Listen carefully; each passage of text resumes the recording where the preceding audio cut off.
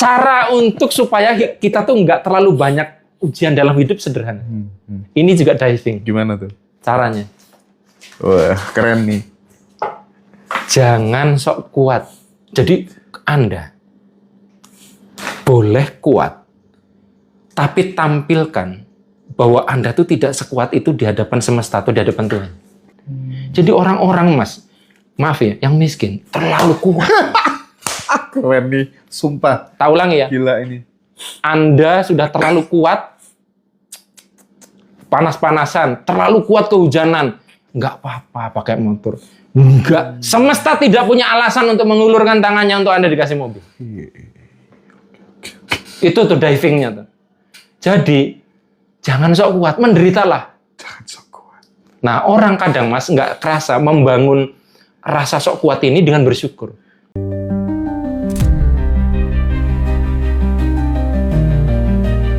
Enlightenment seorang Nabi Muhammad ini kaitannya ternyata sama kemanusiaan gitu. Nah, perjalanan cerita itu sampai di dunia dewasanya itu udah masuk pelajaran filsafat, Indra. Spektrum ateis itu beda, dari mulai ateis yang paling santai sampai ateis yang paling radikal juga Iya, ada.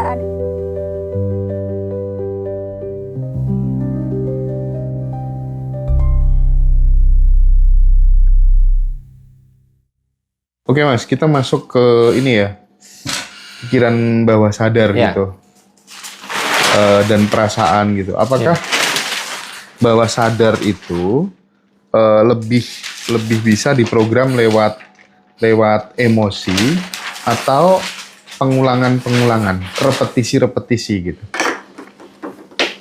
Kalau dua kondisi itu ada, lebih bagus, Mas. Oke. Jadi intinya gini, semakin kondisinya lengkap, semakin gampang. Semakin cuman ada satu, semakin bisa. Ya gimana gini, anggap aku seorang wanita.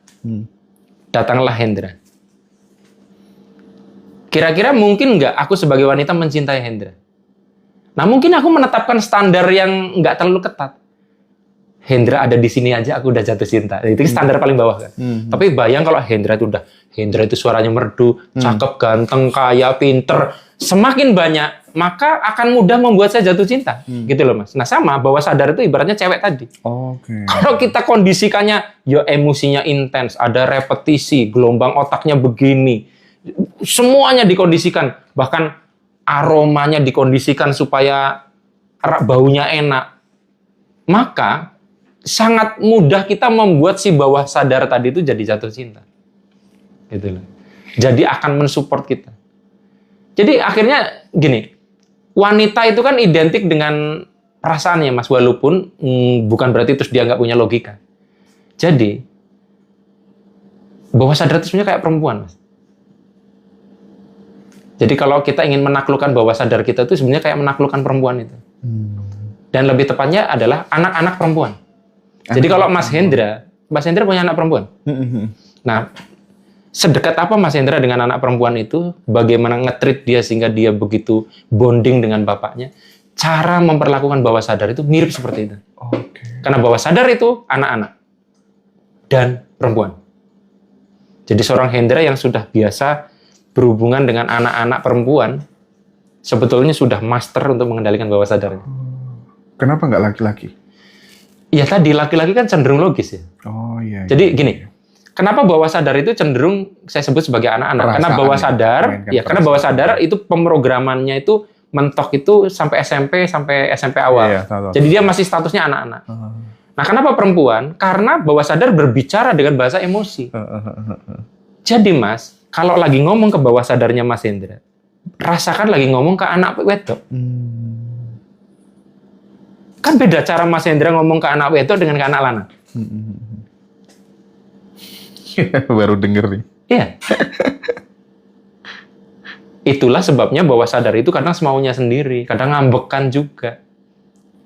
Kadang butuh dirayu, kadang butuh dikondisikan, kadang butuh dikasih iming-iming.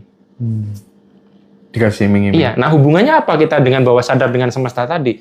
Ya karena bawah sadar itulah sumbernya emosi, di mana emosi adalah penghasil atau pabrik dari getaran yang paling besar.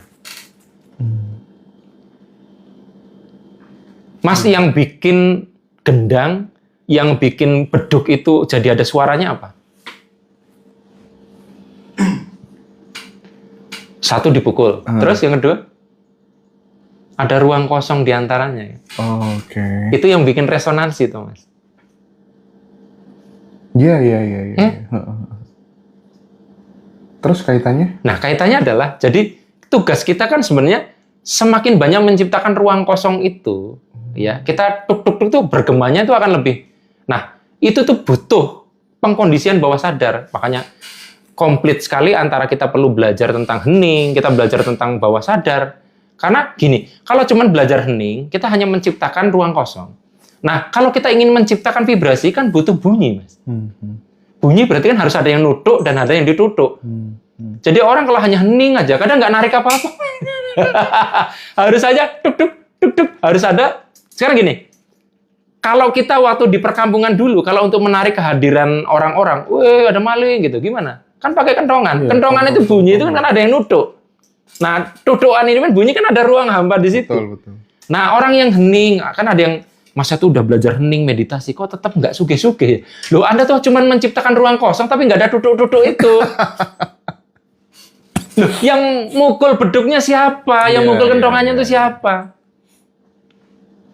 Makanya belajar, oke, boleh belajar meditasi, hening, dan sebagainya.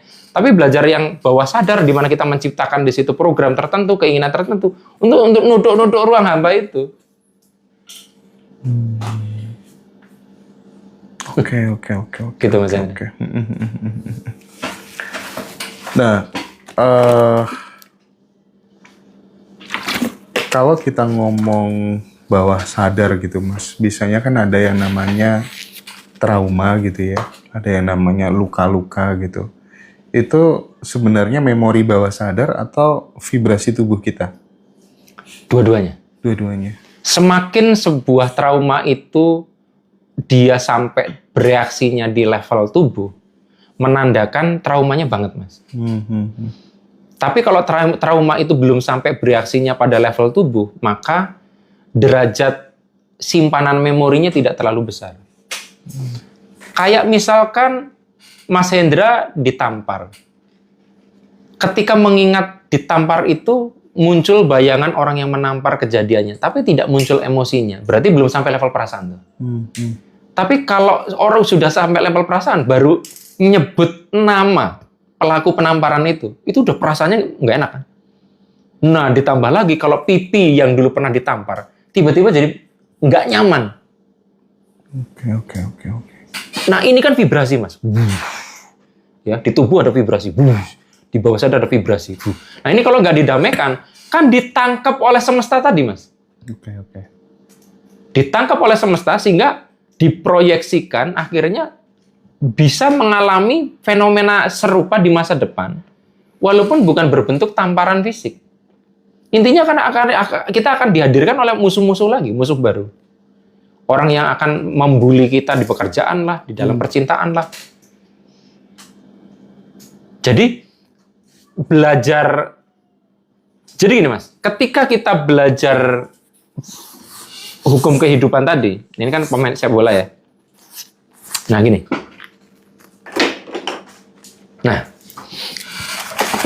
sebagai seorang pemain sepak bola, tadi kita udah bahas kan bahwa kita perlu belajar aturan mainnya. Benar kan? Tapi kan kita juga perlu belajar tentang bagaimana mensiasati aturan main itu. Iya kan? Contohnya begini. Pernah lihat orang diving nggak? Inzaghi itu jago, ya kan? Jago diving. Itu kan karena peraturan dalam sebuah aturan di sepak bola ya. Aturan dalam permainan sepak bola itu simpel, Mas. Kalau di dalam kotak penalti lalu ada sentuhan, entah sentuhan itu menjatuhkan atau tidak, terus susah dibedakan dia terjatuh karena sentuhan atau kepleset. Pokoknya ada kontak. Itu penalti loh, Mas. Apalagi di Liga Champion. Nah, berarti kan kalau kita itu sadar permainan itu, kita kan bisa diving gitu. Yang penting disentuhkan gitu ya. Nah, main-main tentang semesta kan sama, Mas. Kita udah tahu nih aturannya. Oke gitu. Berarti kan kita bisa ngakalin tuh. Nah, maksudnya gimana contohnya ngakalin? Contoh. Diving. Ala. Ini diving.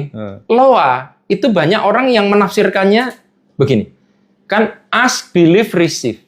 Minta, yakin, menerima. Nah, banyak orang menafsirkan ask, believe, receive. Banyak orang menafsirkan receive itu sebagai ya setelah kita minta, yakin, barangnya diterima. Semacam, Mas siapa namanya? Dika. Mas Dika semacam dia meminta kepada semesta, aku pengen spidol, lalu dia yakin dapat spidol, lalu di sini diartikan receive itu menerima spidolnya. Tafsiran lain nggak gitu, Mas. Tafsirannya model diving. Jadi, receive ini harusnya kita tuh harus merasakan, punya perasaan sudah nerima barangnya, walaupun belum. Itu kan diving, Mas. Normalnya kan perasaan itu harusnya muncul kalau udah nerima barangnya. Diving kita. Munculkan perasaan seolah-olah itu sudah kita terima, walaupun belum. Nah, itu yang akan membuat akhirnya bekerja. Kenapa? Diving seperti tadi sangat ngaruh banget terhadap mekanisme semesta. Mas, bedanya antara orang yang sudah merasakan, sudah punya, sama belum tuh di mana? Ya, ekspresinya. Ekspresinya, rasanya. Rasanya di mana? Ya, rasanya sudah nggak ngarep lagi, nggak anu lagi. Betul, itu yang saya tunggu. Ketika Anda belum memiliki sebuah barang, kepikir terus, Mas. iPhone 17 Pro. Ya kan? Tapi kalau sudah dimiliki, emang kita mikirnya semikir itu? Enggak lah. Bahkan kadang jatuh aja sudah berapa hari, jatuh aja udah nggak terlalu kita keluhkan. Nah, perasaan kita sudah punya itu harusnya dihadirkan dulu. Itulah yang menyebabkan kita akhirnya nggak melekat, Mas. Gimana kalau misalnya lebih dalam dari itu, kita mencoba untuk nge-train hidup kita di level itu terus gitu. Seolah-olah memang kita udah di situ terus gitu. Itu seandainya kita bisa diving sehebat itu ya keren sih, Mas. Serius. Karena di alam kuantum tidak bisa dibedakan udah atau belum. Nah. Karena saya pernah, ini saya bahas di buku Holistic Life, sebenarnya gini, itu saya sebutnya adalah the forbidden technique. Jadi gini, sebenarnya sedekah atau tidak, itu bukan sedekah atau tidak. Mekanisme semesta itu tidak terlalu memperdulikan sedekahnya. Tapi yang diperdulikan semesta adalah perasaan waktu bersedekah. Sip. Jadi Mas, Anda sedekah 100 juta. Perasaan Anda kurang ikhlas dengan saya sedekahnya 100.000, tapi rasa melimpahnya ngelebihin itu, efeknya ke hidup saya itu lebih gede dibanding Anda. Oke. Nah, diving itu artinya apa? Kalau kita sudah tahu bahwa semesta itu mainannya kayak gitu, maka kita tuh mainan rasa. Makanya ku akui, ku main hati, gitu ya. Jadi kita kalau sudah mengerti seperti itu main rasa. Untuk mensiasati permainan-permainan tadi, walaupun memang diving rada curang ya. Loh, tapi kan kita bermain sesuai aturan main. Mas, gini. Nggak ada VAR-nya ya? Gini. Nggak, di semesta nggak ada VAR-nya ya? Kita bisa siasatin VAR-nya juga. Karena kadang VAR-nya kita sendiri soalnya. Oh gitu ya. Gini. Duh, saya mau ngomong apa jadi lupa tadi. Tadi sampai mana? Sampai VAR. Kok jadi lupa ya tadi? Diving sih. Diving. Terus tadi sebelum itu ngomong apa tadi saya? Ya, sedekah. Sedekah. Kok jadi lupa, Mas? Lanjutin dulu. Vibe. Apa tuh namanya? Jadi orang sedekah itu yang dicari adalah perasaan setelah sedekahnya ya. itu ya. Ya tadi itu mau ngomong apa jadi lupa gitu. Karena kayak gitu, Mas. Jadi ada lompatan kalimat yang kalau sepersekian detik kita terus jadi lupa. Pernah ngalamin gitu nggak? Ketika itu nggak segera kayak Mas Hendra nih mau nanya. Mengeluarkan dengan rasa senang pokoknya intinya. Iya. Tadi mau ngomong apa ya Mas Hendra? Aduh lali. Skip dulu. Oke. Karena kalau terlalu melekat malah lupa. Ini dia tanya nih. Cara mengolah agar diving itu tetap konsisten. Mumpung ingat kan? Nah, ini contohnya. Jadi ketika kita tuh ada satu ide atau sesuatu datang kepada kita, lihat ya, lewat ya. Kalau kita itu nggak segera tangkep ya, itu nanti lupa. Oke. Nah, ketika udah lupa, sikap kita gimana bagusnya? Itu jangan dikejar lagi, karena nanti malah tambah nggak bisa. Iya betul. Jadi di skip sebentar aja, nanti pasti ingat sendiri. Ya, lanjut. Tuh kan, lupa lagi Mas. Cara untuk supaya kita tuh nggak terlalu banyak ujian dalam hidup sederhana. Ini juga diving. Gimana tuh? Caranya. Wah, keren nih. Jangan sok kuat. Jadi Anda boleh kuat, tapi tampilkan bahwa Anda tuh tidak sekuat itu di hadapan semesta atau di hadapan Tuhan. Nah, ini gimana? Gini Mas. Kalau Anda itu adalah seorang Lamin Yamal, udah dikenal kehebatannya, kekuatannya, kira-kira dijadikan inceran lawan nggak Mas? Oh jelas dong. Di marking Mas. Iya. Kalau perlu sliding cederai Mas. Karena kita tahu dia hebat. Ya. Nah kalau ya kan? Nah jadi ketika kita itu sudah di marking sebagai orang hebat, itu akan diberikan ujian terus. Nah jadi berarti kan orang yang kalau bisa nggak di marking tuh Mas. Nah. Oh iya. Gini. Ketika kita itu orangnya itu sampai level kemampuan menahan penderitaannya itu terlalu hebat, itu akan mengundang ujian yang aneh-aneh Mas. Bagi dianya tuh nggak kerasa, tapi bagi orang yang lihat itu berat banget. Sekarang gini, tahu Nabi siapa yang luka? Nabi Ayub ya. Menurut Mas Hendra, ujian kayak gitu berat banget nggak? Berat ya. Tapi kalau menurut Mas Hendra, bagi Nabi Ayub apakah seberat kita nakar? Ya. Bisa jadi enggak. Bisa jadi enggak. Ya kan? Nah jadi kalau Anda sekuat itu, ujiannya kayak gitu. Jadi makanya Jangan sok kuat ya. saya itu gini lah. Jadi Jangan sok kuat. aku pernah dikhianati seseorang, lalu muncul emosi dengan skala 1000. Yang bagi temanku dikhianatin ini tuh paling cuma 1 skalanya. Nah, kira-kira yang bakalan diuji lagi yang ini atau yang ini? Ya itulah. Ini kan semesta. Oh, kuat kok. Kasih. Hancur akhirnya. Ya kan? Ini kan. Nah, sama Mas. Nih, contoh ya. Contohnya mungkin agak sedikit, mungkin bisa jadi orang nggak suka ya. Sekarang gini Mas. Mas Hendra sebenarnya kalau lagi di perjalanan lebih suka kehujanan atau tidak? Kita bukan dalam rangka, bukan. Mas Hendra dari rumah ke sini lebih suka kehujanan atau nggak kehujanan? Lebih suka kehujanan. Lebih suka kehujanan sampai sini beneran? Dari Kalau di mobil ya, aku terus bukan kehujanan, Oh, kehujanan bukan hujan. Enggak lah. Enggak kan? Enggak lah. Nah, karena Mas seorang Hendra tuh tidak, kenapa nggak suka kehujanan? Dia basah. Basah nanti kan enggak. Kan itu kan ibaratnya kekasarannya saya kalau mau bully Mas Hendra. Lemah kamu Hendra. Iya. Kehujanan aja ngeluh. Basah aja kamu nggak suka. Tapi itu yang bikin akhirnya semesta tahu, oh Hendra tuh nggak bisa gitu. Udah kasih mobil aja. Oh.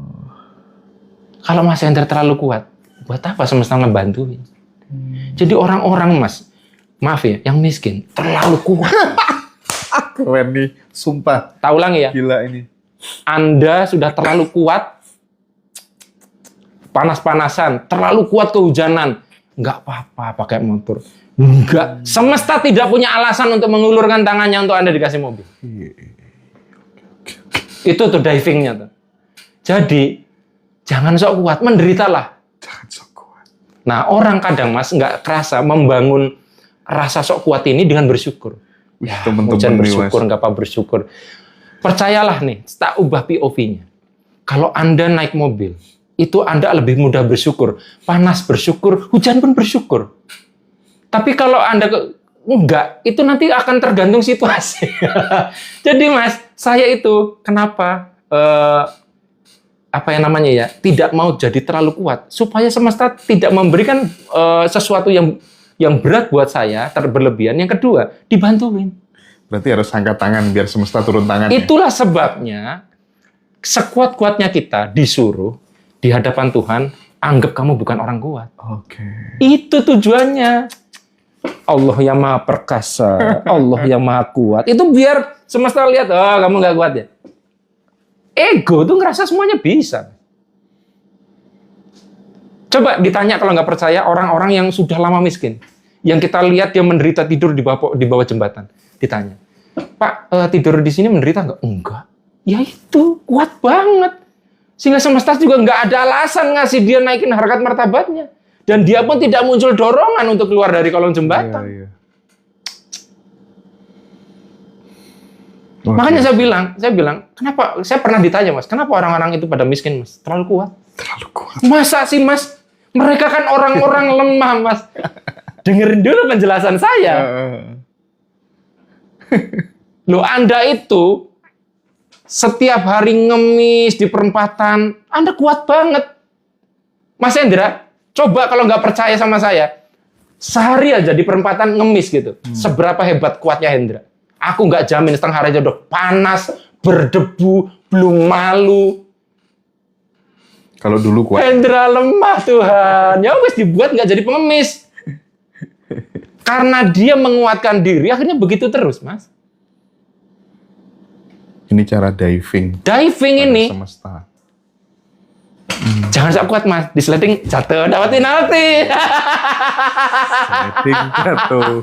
Coba kalau ada terlalu kuat, di sledding nggak apa-apa. Malah Anda nggak dapat penalti, benturan antara dia dengan kita keras, sehingga tulang kering bisa patah. Iya. Nih, Mas Hendra lari, terus sledding kan, kontak nih, tak.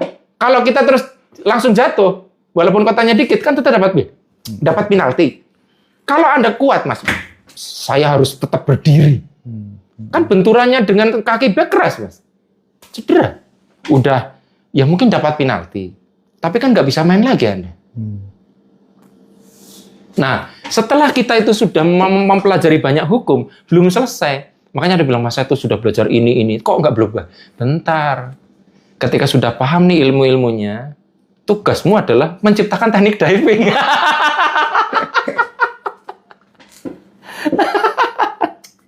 Lu iya tuh.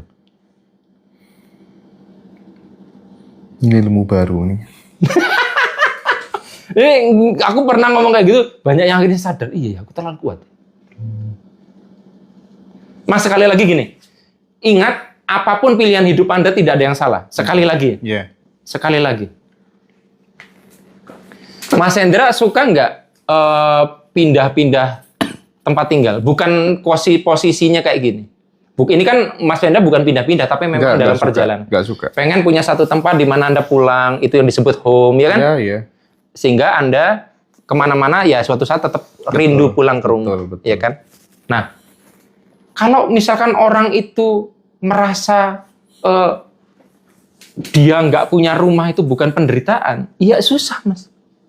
Untuk diupayakan, dibantu, karena kasihan ya Hendra ini ya. Dia tuh nggak kuat kalau suruh pindah-pindah lokasi, dia nggak ada tempat pulang, gitu.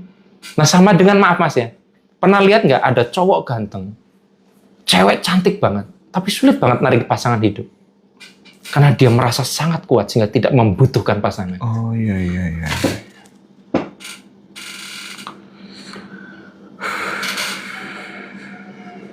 Jadi Mas, bagaimana biar tim Ngaji Rasul tetap ada?